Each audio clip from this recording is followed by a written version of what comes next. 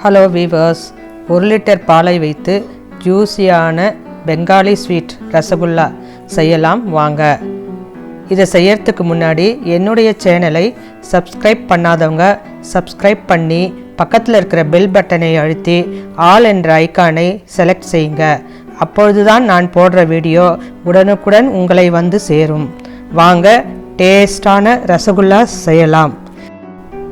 ஒரு பாத்திரத்தில் 1 litre full fat cream மில்கை எடுத்து ஸ்டவ்வை சிம்மில் வச்சு பாலை காய வச்சுக்கலாம்.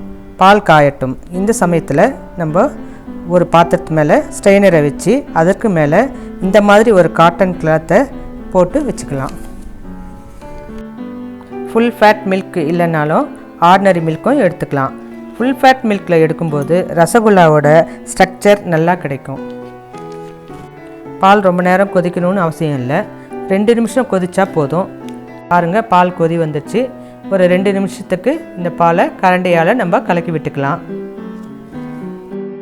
2 நிமிஷம் ஆனதும் நம்ம பாலை திரிய வைக்க போகிறோம்.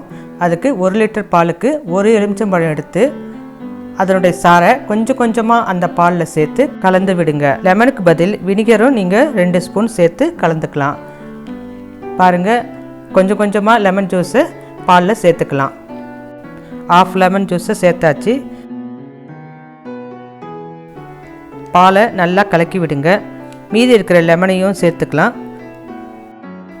1 நிமிஷத்துக்கு பாலை நல்லா கலந்து விட்டுக்கலாம். பாருங்கள், பால் நல்லா திரிஞ்சு வந்திருக்குது. பாருங்கள், இந்த மாதிரி பன்னீர் தண்ணீர் தனியாக பிரிஞ்சு வரணும். அது வரைக்கும் நீங்கள் கலந்து விட்டுக்கலாம். பால் திரிஞ்சதும் அதை அப்படியே எடுத்து நம்ம எடுத்து வச்சுருக்கிற காட்டன் கிளாத்தில் ஸ்ட்ரெயின் பண்ணிக்கலாம். பாருங்கள், இந்த மாதிரி காட்டன் கிளாத்தை எடுத்து அதில் இருக்கிற தண்ணியெல்லாம் வடிகட்டி எடுத்துடணும்.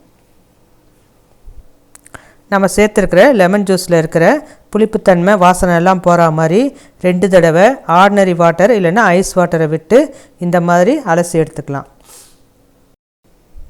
பன்னீரில் இருக்கிற தண்ணியெல்லாம் நல்லா புழிஞ்சி எடுத்துடணும். பாருங்கள், இந்த மாதிரி காட்டன் கிளாத்தை ஒரு மூட்டையாக கட்டி அதில் இருக்கிற தண்ணியெல்லாம் நல்லா புழிஞ்சி எடுத்துருங்க. கொஞ்சம் கூட தண்ணி இருக்கக்கூடாது, அந்த அளவுக்கு நீங்கள் புழியணும்.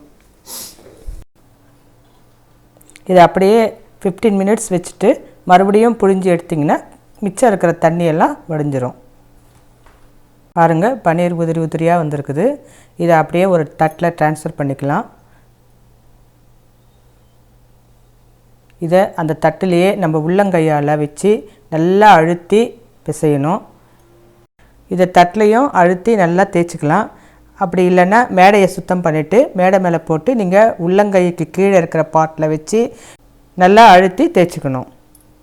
பாருங்கள், இந்த மாதிரி உள்ளங்கையில் வச்சு நல்லா அழுத்தி 2 நிமிஷம் தேய்க்கணும். 2 நிமிஷத்துக்கு அப்புறம் இது பைண்டிங்க்காக 1 டீஸ்பூன் கார்ன் பவுடரை கலந்து நல்லா அழுத்தி இன்னும் 2 நிமிஷம் நீங்கள் தேய்க்கணும்.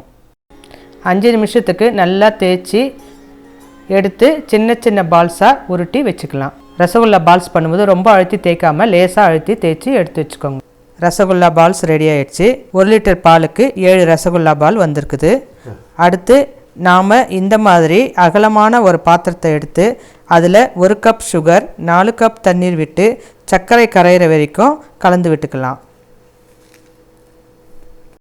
சர்க்கரை கரைஞ்சி நல்லா கொதி வந்த பிறகு 3 ஏலக்காயை தட்டி போட்டு நாம் எடுத்து வச்சுருக்கிற ரசகுல்லா பால்ஸை ஒன்று ஒன்றா சேர்த்து ஒரு தட்டு போட்டு மூடி 2 நிமிஷத்துக்கு ஸ்டவ்வை ஹை ஃப்ளேமில் வச்சு பிறகு ஸ்டவ்வை சிம்மில் வைத்து 15 நிமிஷம் வேக வச்சு எடுத்துக்கலாம்.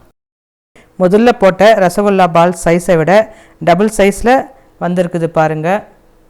உங்களுக்கு இந்த டிஷ் பிடித்திருந்தால் லைக் பண்ணுங்கள், ஷேர் பண்ணுங்கள், கமெண்ட் பண்ணுங்கள். தேங்க்யூ.